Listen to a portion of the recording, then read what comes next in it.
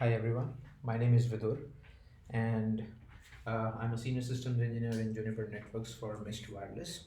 And today in this video, we will try to understand how to create a pre-shared key SSID or a pre-shared key WLAN in the Mist dashboard. Let me quickly go to the Mist dashboard. As you can see the screen, I've already created a test site named test_site before I got into this video so that we have things set up. What we can do is we have two ways to create the SSID. One is through the networks and WLAN section. We can go in that and we can just simply create an SSID there. The other way to do that is to go through the configuration template, that is in the organization tab and in config templates here. The two ways are, if you want your network to expand in the future, let's say you're expecting the network to expand in the future, the right way to go would be through a config template, where you create a template and you add a WLAN in that, and then call that template in every site that you create moving forward as and when the network expands. This will help you save a lot of time. You don't have to create WLANs again and again for new sites. However, if your network is small and you think it's only going to be for one or two sites, that's, I think you can also go the other way in networks and WLANs and create a WLAN of your own. However, in this video I'm going to go through with the recommended way of in the organization tab and go to the config templates. Once I go there, you'll already see an existing template there for my home for my home org, that is Vidur. And I'm going to quickly do here, create a new template and name this as test_template_config. Do a create, and once we get into this page, there are certain options that we have, and I would like to walk you through what they are. Of course, you see the name of the name of the template, which is going to be test template config. Now you can apply this this template to the entire org, which is like all the sites that come under this org. You can apply this template to that, or you can select specific sites that you want to apply this template to. You can do a plus here, and you can select whichever site you want to, or site groups that you have created. This will be applied to these sites or a bunch of these sites which is in a site group, of course. So you can do that, and or if you want to apply this to every site except for these sites, you can also do that. If you have like 100 sites and you want to apply this to a 98 and not 2, then instead of calling 98 here, what you can do is you can just come here and select the 2 that you want to accept this from. So that's also possible. Or if you want to apply this template to a few number of APs, you can do that as well. And that's pretty much how things can be configured from this page point of view. Then WLANs is here, where you can add a WLAN, and we'll do that in a minute. WLAN data tunnels is basically when you want to when you want to make sure this SSID data or this data is terminated on any missed edge or a tunnel or a remote peer at the other end. You can do some configuration here on this particular page for that. However, we won't touch this for now. We're going to create a simple pre-shared key WLAN. From the policy page here, Mist has a unique in-house WXLAN engine, which is used to create policies and apply on the APs, and so that you can create multiple labels, the org level labels, where you can assign it to and you can create multiple policies. It could be for WLAN, it could be for clients, it could be for MAC addresses, it could be for host names, all sorts of policies, which we're anyway going to explore in another video. That's a whole video altogether, so we'll explore the policy part in that video. Now what we need to do is we need to click on add WLAN. Once I do that, I'm going to be taken to this particular page. Now it is important that we understand what these settings are, and creating a WLAN it's very simple in Mist. It just takes approximately 2 to 3 minutes if you know what you're doing. SSID name would be, I would say, PSK_test. Let's do that, and exclude this WLANs from the Wi-Fi SLEs.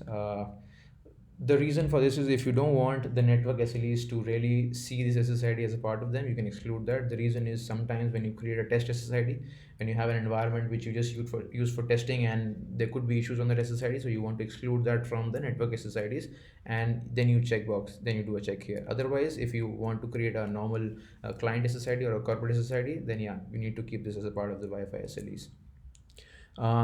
WLAN status is straightforward. We need to enable this. Hide SSID if you want to make sure if you want the beacons to not show the SSID name. then you select this, but really bad idea. Don't do this. This is not a security mechanism at all. You just keep it unchecked for now. Broadcast AP name, if you want the AP name also to be sent with the beacon, you can do that. However, I would say just leave it unchecked, that's all right. Radio band, 2.4 and 5, 2.4 or 5, that is something which is your call. I would say before we decide this, we need to understand what kind of client base we have on the ground in the customer setup. My recommendation is if the customer has clients which are capable of 5, then go with only 5. However, a lot of customers are reluctant to configure SSIDs only on 5, especially in India, because the client base, they always have some old clients which support only 2.4.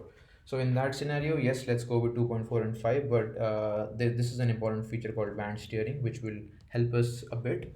So what band steering does is this works at the time of association of the client to the AP. Let's say my client is capable of 2.4 and 5 both, but I still want to make sure that my client connects on 5 gigahertz. Why? Because 5 gigahertz is definitely better. So I'll check this. And how this works is if my client tries to associate to the AP on 2.4, it sends an association request. The AP will ignore it the first time. It will send it again. The AP will ignore it the second time again. Now the client will think, you know what? I'm not getting a response on 2.4. Let me try on 5. Now the moment the client sends a request on 5, the AP will grant access.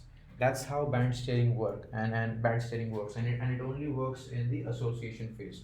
Once the client is connected, it cannot hop band in between. So I would keep it checked. But yeah, it's if you have an option to configure it only on 5, do that. If not, then keep it to 2.4 and 5, and then enable band steering is what I would say. uh, Drop inactive clients after 1800 seconds is if the client, this is kind of a client inactivity timer. If the client stays inactive for 30 minutes, it will be dropped. Depending on the SSID, kind of SSID, if it's a corporate SSID, you want to probably increase that, because sometimes clients do go for lunch and you don't want the network to get dropped. So you can increase the timer to whatever you want. Maximum could be 1 day. Geofence is another feature that you want to explore. I would say, so how this works is, again, during the association part, you select a minimum value of, let's say, minus 72 dBm. Okay. So what it means is, what it really means is, your client, if it is beyond that value, it will not be able to connect to the Wi-Fi.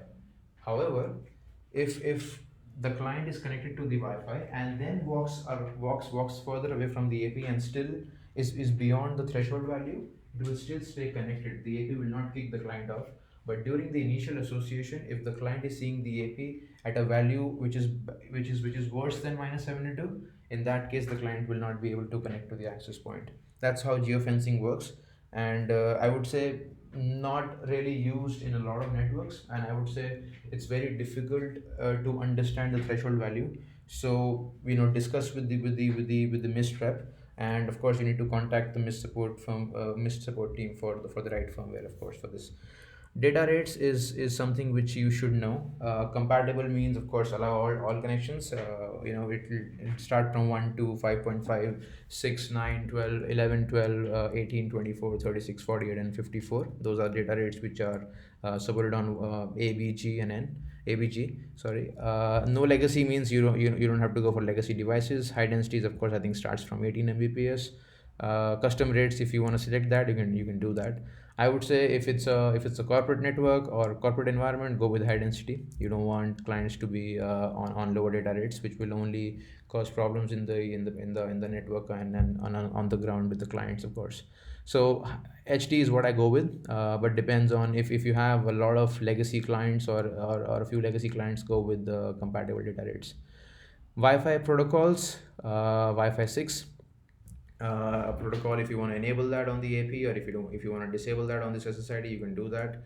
If you have so there's a known bug on the Windows devices which you can go through. However, what it says is, there are certain Windows devices that are not very comfortable with the Wi-Fi 6 protocol enabled at the moment, and they are not able to see the beacons of the SSID. So that's the problem, not on the OEM but on the Windows device. However, I think they are trying to fix that bug. I'm not sure if it is fixed already, but if you do not have the Wi-Fi 6 clients in the premises, keep it disabled. Else, by all means, enable the protocol and work with it. Uh, WLAN rate limit is a very standard setting on the WLAN. You must have seen this with multiple OEMs. It's simple, if you want to limit the rate of the client of the traffic on uplink or downlink, and do that.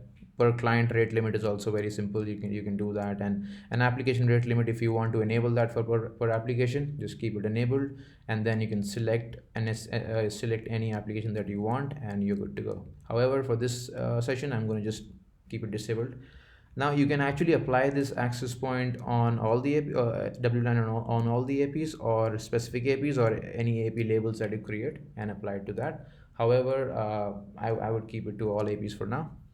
Isolation, prohibit peer-to-peer communication. This is important. If you checkbox this, just do a checkbox here. Then two clients on the same WLAN on the same AP cannot talk to each other. Remember this, on the same AP. This particular setting is for on the same AP. So clients on the same SSID but different WLAN, different APs can still talk to each other. If you want to isolate that, you need to do and create a policy on the in the WXLAN engine, which I'll tell you how to do that later on in another video. Filtering wired to wireless ARP broadcast. So we don't want this is just to make sure the airtime is not a lot, and there is no broadcast or multicast on the air. So I would keep it checked by default. If you're using MDNS, then you can just do a checkbox here, which means it'll allow the MDNS traffic on the air as well. DTIM period is delivery traffic indication map. In short, if the value is 2, basically means every second beacon is a DTIM beacon, DTIM beacon. What it means is every client in the network has to wake up for every second beacon. Anybody who's gone to sleep and the AP is buffering data for it, for every second beacon, if it's a DTIM beacon, everybody has to wake up and receive data that is destined for it. It's usually used for broadcast and multicast traffic. Custom forwarding, by default we do it for on the ETH0 port. If you want to segregate the traffic of this SSID and send it out through a different port, you can do that as well. Select a different port, and just do a checkbox, and then select a different port. Could be the missed edge or site edge or L2TP, depending on different settings that you have, but I'll keep it to default. In some scenarios, clients want to make sure that the traffic of the SSID for guest and corporate, they are going out through different ports. You can do that as well, and just select the ETH1, and then it will be a different port altogether. SSID scheduling, this is just to make sure that you want to keep the SSID enabled for only from a specific time to specific time. You can do that, but usually we keep it to we disable this because we want it to be enabled at all times anyway. QoS override priority is if you want to override the QoS policy coming from the backend, you can select it to different send it on different queues, so on and so forth, whether it's best effort, background, or voice and video. Multimedia extensions, basically for WMM and APST, that's for the power saver delivery mode. Keep it enabled. AirWatch integration is something which is new to the Mist world. What we do is we only allow, so AirWatch is a mobility service management tool, where you add the clients that you want to be connected on the network. How it works is if you enable this and enter the console URL, API key, username, and the password, what it does is the AP will allow traffic from only those clients which are actually entered in the console of the AirWatch. So it's going to check that and then allow traffic to pass through from the AP on this WLAN for if the integration with the AirWatch is done. But usually, we don't. I've never configured it so far. So not very widely used at the moment. Application for QoS, if you want to add a specific application, you can select that here in the drop down from Skype Voice and Skype Business, and then basically add anything that you want to add from the DSCP value, source network IP address, destination IP address, and then we are good to go. However, I will keep it to none right now. Bonjour Gateway is another feature that came up where we enable Bonjour services. So it could be an AirDrop, AirPlay, Amazon services, AirPrint, and then whichever VLAN you want the service to be discovered on, you can enter it here, and Bonjour Gateway is basically enabled on the SSID. Now this is where you enter the pre-shared key. It has to be from 8 to 64 characters, as you see here. I would say let me enter test 1 2 3 4, and the moment I entered it, this message here disappeared. And I'll just do a reveal just to make sure the password is correct. And then you can just select the roaming mechanism to be default or .1r, that's fast roaming, depending on what you want in the client support on the ground. There are multiple options here which we'll explore in different other videos for like .1x and guest authentication. We'll have separate videos for all of those settings. VLANs, yes. If you want to have it in an untagged VLAN of the AP VLAN, you can do that. If you want to have a tagged VLAN, you can actually enter whichever VLAN you want to configure it on, and the traffic should go out of that VLAN. We can do that as well. If you want to select a pool of VLANs, you can do that as well. However, I'll just keep it to tagged here and then give it 100. Guest portal is where you, of course, you don't. If you're doing POC, you don't PSK. You don't want to do a guest authentication after that. And so for now, we're good. We just created an SSID, and let me just do a quick create. It should be saved here. Yeah, there you go. It's right here, right? I want to apply this to the entire org, or I want to apply this to a specific site that I created, test site. I can do that, and I will do a save here. Now I've created a config template which is applied to this particular site, test site, right? And now I can go to WLANs. I will see a PSK SSID here created. This is grayed out if you remember, right? This is grayed out, which means you cannot edit that from here. I'm going to click on the SSID and it says this is a template WLAN. To view the configuration, and if you want to make a change, go and change the template and not the SSID. However, if I do something similar, if I had created an SSID from this page, same test PSK and everything, I'm going to leave it as it is, and I'm going to come here and review and do test 1 2 3 4 5 and do a create here. I'm creating an SSID without the template. Now this is not grayed out if you see, which means this SSID is not created from a template. I can actually click on this, or I can edit this and make a change. It doesn't give me a warning, right?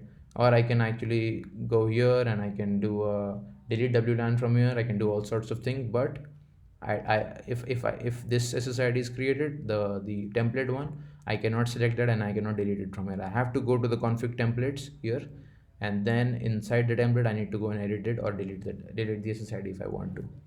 So this is the difference between SSIDs created from the network WLAN page or from the config template. The recommendation is always to go with the config template, because if your network expands in the future, you don't have to create the SSIDs again and again. So that's pretty handy. Just keep that in mind, and thank you so much for your time today. If you have any questions, any queries, just drop a message in the comments, and I'll be able to address that ASAP. Thank you guys. Thank you so much.